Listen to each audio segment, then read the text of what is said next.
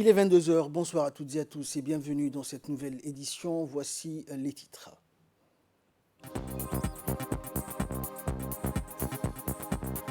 Le ministre de l'Environnement et du Développement durable a participé à la conférence des Nations Unies sur l'environnement à Stockholm en Suède. Et l'Union africaine milite pour la levée des sanctions contre la Russie. Bonsoir à tous. Les messages de condoléances après le décès de feu Absiyebouh Abdallah continuent d'affluer donc après le chef de l'État. C'est au tour du chef de la diplomatie djiboutienne de lui rendre un hommage. Il fut, a-t-il indiqué, un grand homme, un fin diplomate connu pour son intégrité et sa loyauté. Il forçait l'estime à travers l'accueil, la confiance et le respect qu'il trouvait auprès de tous, connu pour son travail acharné. Il a toujours envoyé l'image d'un honnête homme qui connaît la réussite et l'ascension sociale au prolongement de son mérite. En ces douloureuses circonstances, le ministre des Affaires étrangères et de la coopération internationale, porte-parole du gouvernement, a exprimé ses vives condoléances et ses sincères sentiments de compassion, implorant le Tout-Puissant de lui accorder patience et réconfort et d'entourer le défunt de sa sainte miséricorde et de le rétribuer amplement pour les services rendus à sa patrie et à la Oumma islamique. Et de son côté, le ministre de l'Énergie et des Ressources naturelles, Younes Ali Guedi, a affirmé avoir appris avec une grande affliction le décès de feu Absiyebouh Abdallah, que Dieu l'entoure de sa sainte miséricorde. Il était connu de tous pour sa bravoure et sa droiture. Il a été un exemple, un modèle, mais aussi une source intarissable de bienfaits et de sagesse. La volonté divine étant imparable, puisse le Tout-Puissant accorder à sa famille, ses proches, patience et consolation et de rétribuer amplement le défunt et de l'accueillir dans son paradis éternel. Parmi les vertueux, le ministre a dit donc se remémorer avec considération les qualités et les vertus du défunt, ainsi que son patriotisme sincère, son attachement indéfectible aux constantes de la nation et à ses valeurs sacrées. Puisse le Tout-Puissant l'accueillir parmi ses enfants dans son paradis éternel et lui accorder confort dans sa dernière demeure. Inna lillahi wa inna ilayhi raji'un. Le ministre de l'Environnement et du Développement durable, Mohamed Abdelkader Moussa Hellem, accompagné de son directeur de l'Environnement et du Développement durable, a pris part à la conférence internationale des Nations Unies sur l'environnement dénommée Stockholm plus 50 qui s'est tenue les 2 et 3 juin dernier à Stockholm en Suède. Cette conférence commémore la conférence des Nations Unies sur l'environnement humain de 1972 et célèbre aussi les 50 ans d'action environnementale mondiale. Ces actions ont été révélées l'importance de la coopération multilatérale de lutter contre la triple crise planétaire, à savoir le climat, la perte de la biodiversité et de la pollution de l'environnement. Ont pris part à cette importante rencontre de haut niveau plus de 140 gouvernements du monde, dont le président du Kenya, la première ministre du Royaume de Suède, le secrétaire général des Nations Unies et les organisations internationales. Dans une allocution officielle prononcée lors de cette rencontre, le ministre de l'Environnement et du Développement durable, Mohamed Abdelkader Moussa Hellem, s'est félicité dans un premier temps de sa participation à cette importante conférence internationale. Écoutons le ministre. Plus qu'heureux de me retrouver parmi vous pour cette conférence spéciale célébrant 50 ans d'avancée après la conférence des Nations Unies sur l'environnement de 1972. Cette conférence a été la première d'une nouvelle tradition annuelle et elle a ouvert une nouvelle ère de coopération et de stratégies communes sur les questions environnementales. C'est aussi lors de cette conférence, comme vous le savez sans doute, que les concepts de développement durable et la nouvelle agence dédiée à l'environnement ont vu le jour. C'est aussi lors de cette conférence à Stockholm que le monde a compris qu'avec un leadership et une commune mesure des conséquences liées aux enjeux environnementaux, une collaboration fructueuse entre les États pouvait être possible. Distingués invités, une planète saine pour la prospérité de tout État et de tous.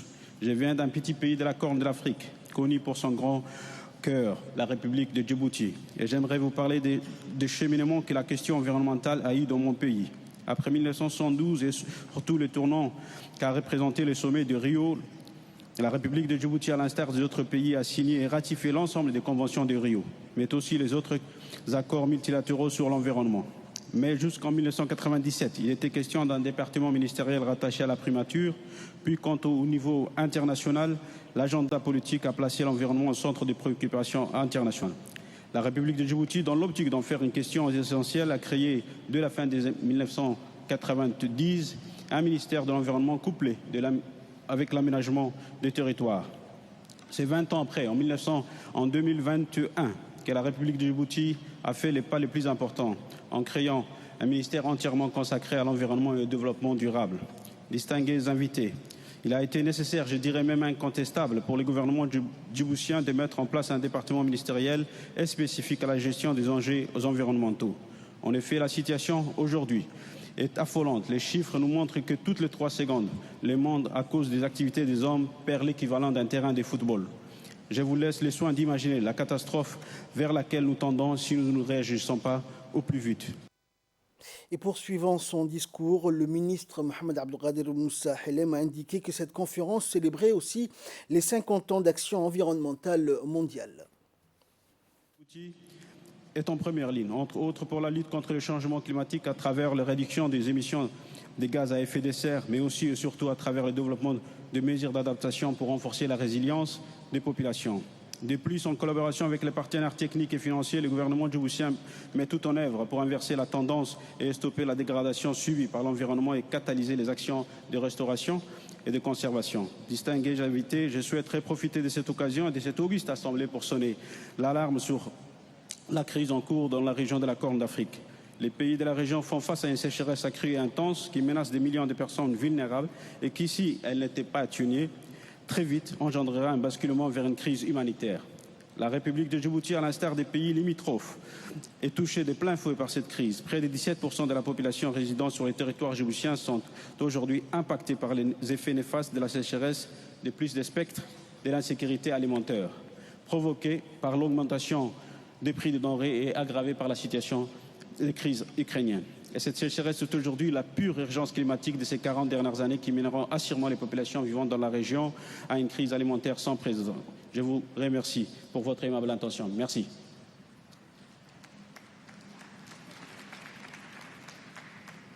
Dans l'actualité également, après avoir visité l'Académie Aspire et le Musée national de Qatar, la délégation conduite par le secrétaire d'État au sport, Hassan Mohamed Kamil, a pu fouler hier la pelouse d'Al Janoub Stadium, l'un des 8 stades qui accueilleront la Coupe du Monde 2022 au Qatar.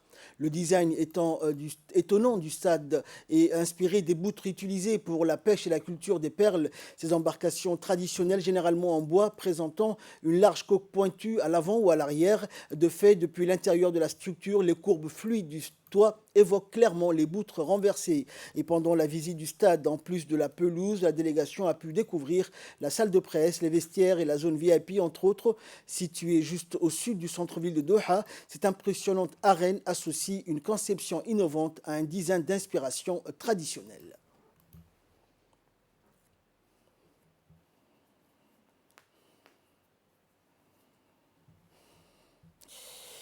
Un atelier sur la réflexion de l'élaboration du projet d'établissement hospitalier 2022-2026 de l'hôpital Dar al-Hanan a eu lieu le 31 mai dernier au Sheraton Hotel de Djibouti pour identifier les forces, les points à améliorer, les opportunités et les menaces actuellement afin de prévoir les 5 années à venir, des stratégies stratégiques, donc des axes stratégiques à améliorer. Durant les 2 jours des réflexions, les participants ont soulevé les difficultés rencontrées de la mission de l'hôpital, de l'organisation de l'offre des soins, la prise en charge des soins et services ainsi que les patientes référées aux centres de santé communautaires et les patients transférés aux centres médicaux hospitaliers. Ces réflexions ont dégagé 6 axes stratégiques, à savoir repositionner l'hôpital Dar al-Hanan en tant que centre de référence nationale dans la santé maternelle et néonatale, mettre en place une gouvernance administrative et clinique basée sur la performance et promouvoir des soins et services sûrs et de qualité mettant les patientes au centre des préoccupations. Ces 6 axes stratégiques ont été retravaillés pour prioriser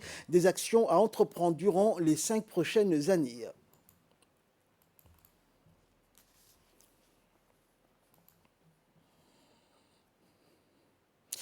La 5e édition de l'exercice naval Red Wave organisé par le Royaume d'Arabie Saoudite s'est déroulée du 28 mai au 3 juin à Jeddah. Cet exercice naval réunit les forces navales et des gardes-côtes des pays riverains de la mer Rouge et réunissait cette année, outre le pays organisateur, des forces navales et des gardes-côtes de l'Égypte, de Djibouti, du Soudan, de la Jordanie, du Yémen et de la Somalie. Le colonel Waïs Omar Bourré, commandant de la garde-côte, et le colonel Ahmed Jama' Daher, commandant de la marine nationale, ainsi que le colonel colonel Ali Ismail Egal, attaché de défense auprès de l'ambassade de Djibouti auprès du Royaume d'Arabie Saoudite, ont pris part à cet exercice aux côtés de leurs homologues chefs d'état-major des marines et des gardes-côtes de pays participants suite à une invitation émanant du chef d'état-major de la marine royale saoudienne, l'amiral Fahad Abdallah Al-Ghoufeili.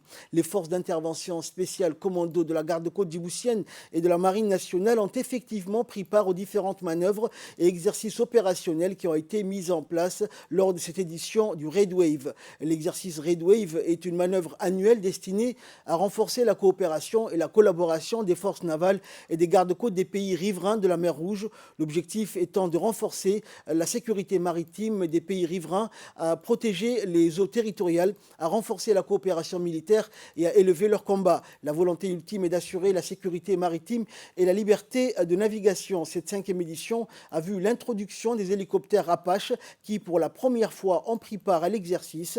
Exercice constitué un cadre de coopération multilatérale vital pour renforcer la sécurité de la mer Rouge, qui est une voie maritime vitale pour le commerce international. Dans l'actualité également, après les communes, c'est au tour de la région d'Ali Sabié d'accueillir le mouvement des jeunes une et indivisibles pour une opération de propreté. Le mouvement, en collaboration avec la préfecture, le conseil régional ainsi que le mouvement des citoyens engagés pour le développement d'Ali Sabié, a organisé une action citoyenne aujourd'hui dans la région d'Ali Sabié sous le thème « Mon acte patriotique pour la propreté de ma région ». Cette opération dénommée Opération citoyenne et solidaire vise à contribuer à la propreté de la région, la mobiliser plusieurs membres d'associations de jeunes et des femmes autour du nettoyage. Une opération qui est un acte patriotique et qui vise à promouvoir l'œuvre d'intérêt commun. C'est un moyen efficace pour la cohésion sociale et le développement de la solidarité entre les jeunes et les femmes qui vivent dans le même environnement. Le mouvement de la jeune une et indivisible poursuivra ses activités de lutte contre l'insalubrité dans les régions de l'intérieur jusqu'au 15 juin prochain.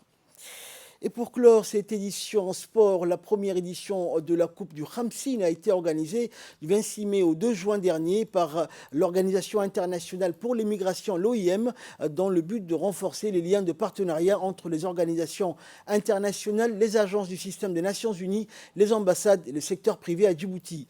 12 équipes ont participé à cette compétition, à savoir l'UNICEF, le PAM, Giz IGAD, l'UN Tour MEZ, l'ambassade d'Éthiopie, le MEZ, les forces françaises stationnées à Djibouti, l'ambassade des États-Unis, l'OIM, l'Union européenne, l'ICRC et l'établissement Koubèche. Ce fut également l'occasion pour eux de partager ensemble un moment de cohésion, un jeu rondement bien mené et joué fair-play tout du long qui s'est terminé par la remise des trophées.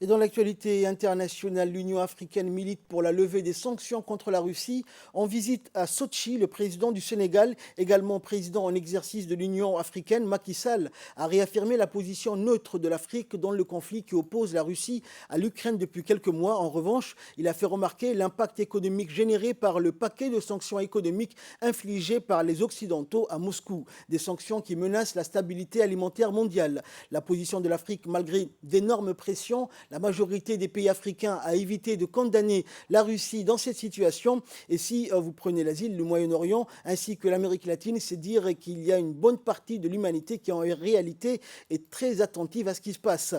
Et par la suite, donc, l'Afrique dépend en grande partie des céréales russes et ukrainiennes. Et le président de l'Union africaine, Macky Sall, a appelé à ce que le secteur alimentaire soit hors des sanctions, notant que depuis le début de la crise, des millions de tonnes de céréales sont bloquées dans les ports de la mer Noire. Le Kremlin a promis de faciliter le transit céréal si et seulement si l'Europe lève l'arsenal de sanctions et procède au déminage des ports ukrainiens. En attendant, l'Afrique subit la flambée des cours des céréales. C'est tout pour cette édition. Merci de l'avoir suivi. Excellente soirée sur Télé Djibouti.